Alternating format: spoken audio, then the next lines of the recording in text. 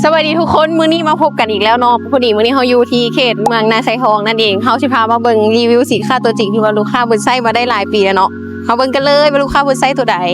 ตัวนี้เพิ่นจะใช้ทั้ง2บาทเลยเป็น800กิโลกับ600กิโลเนาะตัวนี้เพิ่นก็ใช้งานมาโดนแล้วว่าลูกค้าที่ว่าสนใจอยู่ในเขตเมืองนาไซทองก็สามารถติดต่อสอบถามทางห้างมาได้เพิ่นก็เป็นอีกห้างนึงที่ว่าเป็นตัวแทนหลักของเฮาเลยเนาะสำหรับหมวดสินค้ามอเตอร์บ่ว่าจะเป็นมอเตอร์ใบประตูไม่หยังก็สามารถติดต่อหาทางห้างเพิ่นได้ตัวนี้เป็นตัวแทนเฮาเดี๋ยวไปเบิ่งอีกฝั่งนึงฝั่งนั้นก็เป็นมอเตอร์แบรนด์ BN ของเฮาเนาะนี่เพิ่นก็ใช้งานมาโดนละตัวนี้เฮาก็ประกันคือเก่าประกัน2ปีเนาะรูปทรงดีไซน์ถือว่าสวยงามเหมาะสมกับประตูทุกขนาดเลยเนาะบ่ว่าสิเป็นประตูน้อยประตูใหญ่น้ำหนักหลายหรือว่าน้อยสำหรับเฮาก็สามารถมีมอเตอร์รองรับได้เนาะเริ่มต้น500กิโลก็มี600 800 1,000กิโลตัวนี้จะเป็นตัวใหญ่สุดเนาะตัวนี้คือว่าการใช้งานเปิดปิดก็สะดวกสบายเนาะตัวนี้มีปุ่มกดแล้วก็มีรีโมทและที่สำคัญมอเตอร์ของเขาจะมีเป็นระบบเปิดปิดผ่านมือถือแล้วก็จะมีเซ็นเซอร์กันหนีบให้พร้อมค่ะว่าตัวเป็นประตูที่ว่ามีรถเที่ยวออกเที่ยวเข้าหลายๆเขาก็จะใส่เป็นเซ็นเซอร์กันหนีบเพื่อความปลอดภัย